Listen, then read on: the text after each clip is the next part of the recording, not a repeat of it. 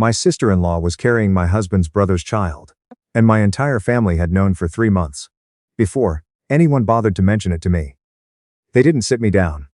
They didn't pull me aside after dinner and say there's something you need to know. They just kept passing the gravy and talking about the Leafs game like nothing in the room had changed, while I sat there with no idea that the ground underneath my marriage had already cracked open. So when I found out, I didn't scream. I didn't throw a single plate. I packed 2 bags, took the dog, and left a note on the kitchen island that said exactly 4 words. And 5 years later my family is still trying to figure out where I went. My name is Nathan. I was 31 when my life as I understood it ended, though it took me a while to realize that's what was happening. I grew up in Barrie, Ontario, the kind of town where everybody's parents know everybody else's parents, where you run into your old hockey coach at the grocery store, and he still calls you champ, even though you're pushing 30. I worked as an electrician, did my apprenticeship right out of high school, got my red seal at 23, and by the time I was 30, I had my own small crew doing residential and light commercial work around Simcoe County. It wasn't glamorous. It was rewiring panels in basements that smelled like mildew, running conduit through crawl spaces too small for a grown man, getting called out at 2 in the morning because somebody's breaker tripped and they were panicking about their fridge. But I was good at it, and I liked that the work was honest. You either did the job right or the lights didn't come on. There was no gray area in electrical work, which I think is part of why I trusted things to be that simple in the rest of my life too. I was wrong about that, obviously, but it took me a long time to understand how wrong. I married Holly when I was 26. We'd been together since college, since a shared chemistry lab, where she'd asked to copy my notes and I'd said yes, because she had a laugh that made the whole room feel warmer. She was a pharmacist, worked at a Shoppers Drug Mart downtown, the kind of job where she came home, smelling faintly like hand sanitizer, and complaining about insurance companies. I loved her in the uncomplicated way you love someone you've built your whole adult life around. We had a house in a subdivision off Yonge Street, with a mortgage we could actually afford, a golden retriever named Biscuit, and a 5-year plan that involved a kid eventually. Maybe 2. We weren't rich, we weren't trying to be. We just wanted a quiet, decent life, the kind my parents had, the kind I assumed everyone in my family wanted. My older brother Patrick was the opposite of quiet. He was 3 years older than me, the kind of guy who walked into a room and made it about him, without even trying. Charming in a way that always made people forgive him faster than he deserved. He ran a landscaping business that was perpetually almost profitable, drove a truck he couldn't really afford, and had been divorced once already by the time he turned 32. Something the family talked about in hushed tones at Thanksgiving. Like, it was a medical diagnosis. I helped him out more than I probably should have. Co-signed on equipment loans. Lent him cash when a client stiffed him on a payment. Let him crash in our basement for 2 months after his divorce. Because our mom asked me to, and I never knew how to say no to her. I told myself that's what brothers did. I told myself a lot of things, looking back. The night I found out, I wasn't even supposed to be home. I'd been up near Sudbury for almost 3 weeks on a job, rewiring a strip mall that was getting renovated, living out of a comfort inn that had a coffee maker that never worked right, and walls thin enough that I could hear the couple next door fight out about money every single night. We finished 4 days early because the permits came through faster than expected, and instead of calling Holly to tell her, I thought I'd surprise her. Drive the 3.5 hours back, walk in, see her face light up. That was the plan. I actually stopped at a Tim Hortons outside Aurelia and bought her favorite, a box of Timbits and a steep tea, because I wanted the surprise to feel like something, not just me showing up covered in drywall dust. I got home around 7 in the evening. Her car was in the driveway. So was Patrick's truck, which wasn't unusual on its own. He came around a lot, ate our food, used our garage to store landscaping equipment he didn't have room for at his own place. I remember walking up to the side door, the one we always used, and hearing voices through the screen, before I even got my key in. Not arguing voices, quiet ones. The kind of quiet that already told me something before I understood what. I heard my mother's voice first, which is what really threw me. Because my mother lived 40 minutes away in Innisfil, and there was no reason for her to be at my house on a Tuesday. Then I heard my father. Then I heard Holly. And she was crying. But it wasn't fight crying. It was the kind of crying that comes after a fight has already happened, and you're just sitting in the wreckage of it. I stood outside that door for almost 2 full minutes before I opened it. And in my head I am still standing there. Because once I opened it, nothing about my life looked the same again. My mother was sitting at my kitchen table, with her hand wrapped around Holly's, the way she used to hold my hand when I was a kid, and scared of something. My father was leaning against the counter with his arms crossed, looking at the floor, like it owed him money. And Patrick was sitting across from Holly, not saying anything, just sitting there with the particular stillness of a man who has already accepted he's caught and is waiting to see how bad it's going to get. Nobody heard me come in. I stood in the doorway with a box of Timbits in my hand like an idiot. And I listened to my mother say, low and steady, the way she used to talk me down from childhood tantrums. We just need to figure out how to tell him in a way that doesn't destroy everything. I said, tell me what. I will remember the silence that followed for the rest of my life. Not because it was dramatic, but because of how long it lasted, how nobody jumped to fill it, how 4 people who supposedly loved me sat there calculating, in real time, how much of the truth I was actually going to get. It was Patrick who finally spoke, and what he said wasn't sorry, wasn't an explanation, wasn't anything close to what a person says when they understand the size of what they've done. He looked at me and said, it just happened, man. We didn't mean for it to happen. I asked what happened. I made him say it. I wasn't going to let anyone in that kitchen hand me a softened version of my own life. Holly was pregnant, 11 weeks, and it wasn't mine.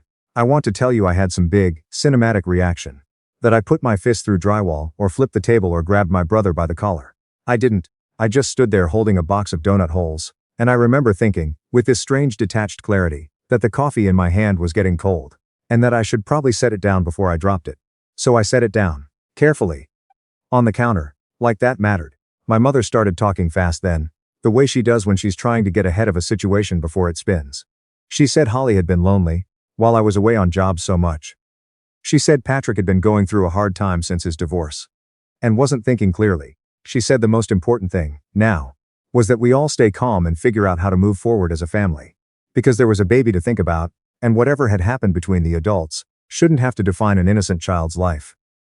I asked how long she'd known. She didn't answer right away, and that hesitation told me everything the words eventually confirmed. Almost 3 months. My mother had known for almost 3 months. My father had known for closer to 2.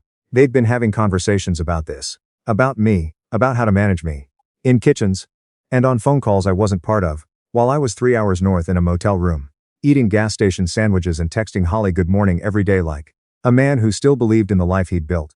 I looked at Holly then, really looked at her, and asked her the only question that actually mattered to me in that moment. Not how, not why, not even when. I asked her if she'd been planning to tell me at all, or if I was only finding out because I'd come home 4 days early and ruined everyone's careful little plan. She didn't answer that one either. And that silence was the answer. I left the kitchen without saying another word. I went upstairs, and I could hear my mother calling after me, telling me not to do anything rash, telling me we needed to talk about this like adults, telling me unbelievably that this wasn't the time to make a scene. I didn't make a scene. I went into our bedroom, and I sat on the edge of the bed for a long time, long enough that the light outside went from orange to gray to almost dark, and I didn't cry and I didn't rage. I just sat there and ran the math on the last 5 years of my life, trying to figure out which parts of it had been real. I didn't leave that night. People think the leaving was the dramatic part, but the truth is the leave took weeks. And the most important work happened in complete silence. While everyone around me assumed I was simply in shock.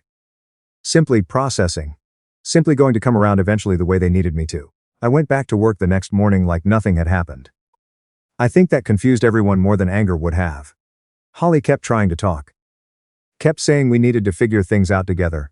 Kept bringing up the baby like invoking it would soften something in me. My mother called every day, sometimes twice, alternating between guilt and reassurance, telling me how much my father's heart condition had been acting up under the stress.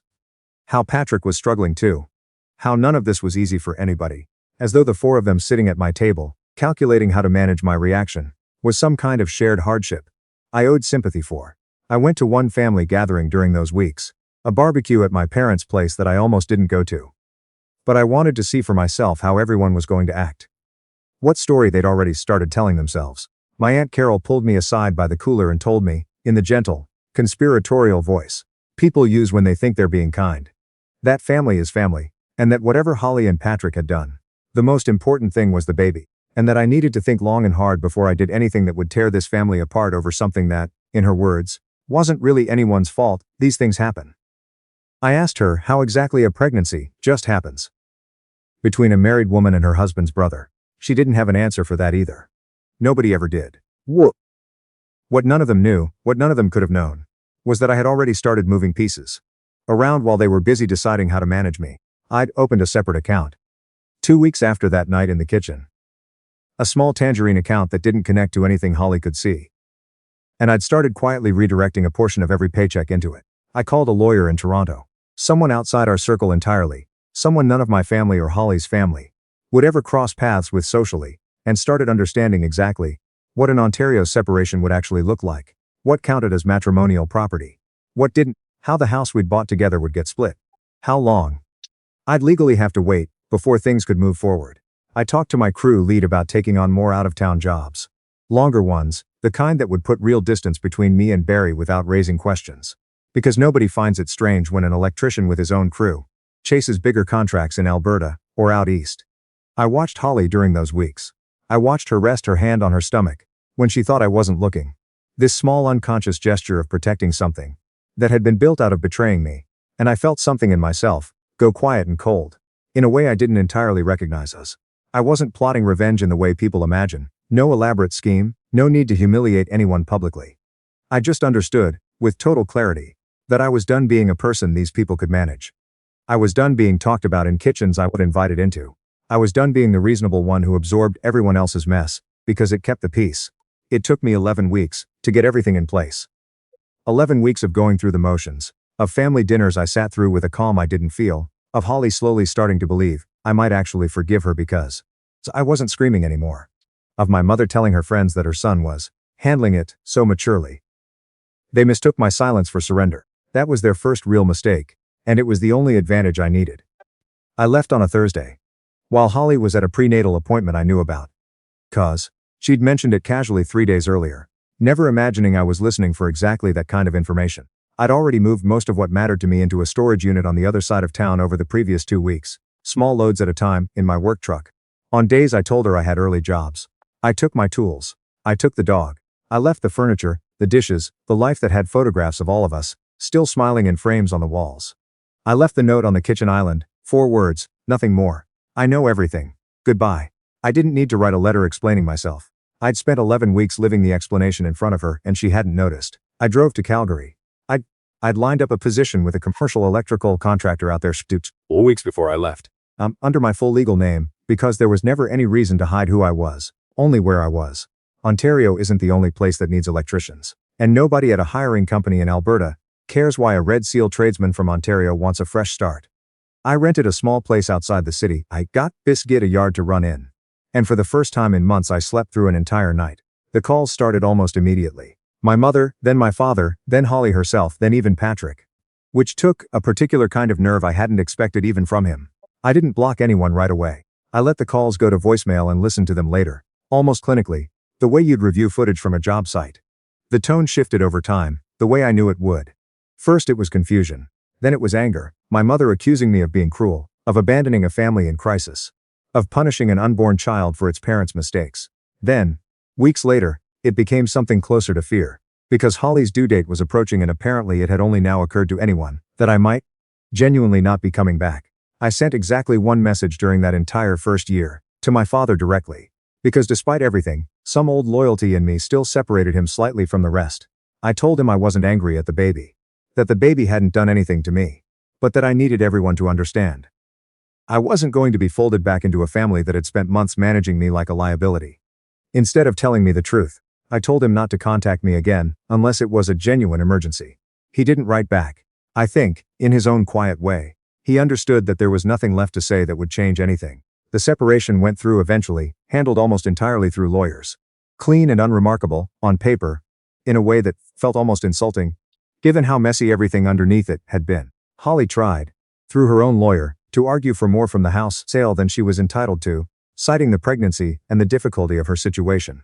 And my lawyer calmly pointed out that the difficulty of her situation was not created by me, and had no bearing on Ontario's matrimonial property laws, since she got what she was legally owed.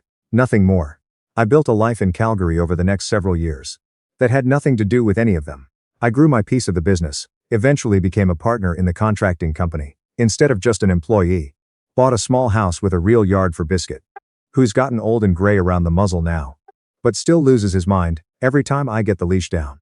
I dated a little, eventually met someone, a high school teacher named Jess, who knew the broad outline of my history, but never pushed for more than I offered.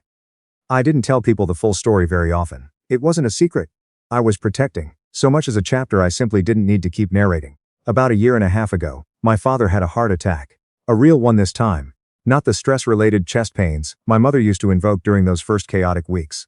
He survived it. But it scared him enough that he reached out to me directly for the first time. In nearly 4 years, a short, careful letter, sent to an address. He must have gotten through my old job site, because I'd never given anyone in that family my Calgary information. He didn't ask me to come back. He just said he was sorry. In a way that felt more honest than anything anyone had said to me in that kitchen years earlier, and that he understood if I never wanted contact again. But he wanted me to know that not a day went by. That he didn't regret sitting at that table, calculating how to break my own life to me gently, instead of simply telling me the truth the moment he knew it. I didn't go see him. I'm not sure I ever will. But I wrote back, a short letter of my own, telling him I was glad he was alive, that I didn't hate him. That hate actually takes more energy than I have left to give that family. And that indifference, real indifference, was the only honest place I'd been able to land after everything. I know the child exists, somewhere out there, would be about 4.5 now, growing up between two households that I'm sure have their own quiet complications. I'll never fully understand and don't particularly want to. I don't feel anger toward that kid. I never did. But I also don't feel any pull to be part of its life, and I've made peace with the fact that some people will read that as coldness, and others will understand it exactly the way I mean it. What I think about, most, when I let myself think about any of it at all, isn't the betrayal itself. People get betrayed. It happens more than anyone wants to admit. In marriages, in families, in friendships that look solid right up until they don't. What I think about is that kitchen table. My mother's hand wrapped around Holly's. My father studying the floor. My father studying the floor. My brother sitting there with better to offer than it just happened. 4 people who had months to find the courage to tell me the truth, and instead spent that time deciding how much of it I deserved to know, and on whose timeline. They thought silence from me meant I was broken. It meant the opposite. It meant I had already started building a door out of a house. They thought I'd never have the nerve to leave. And 5 years later, the 4 words on that kitchen island are still, as far as I know, the last thing any of them ever heard directly from me.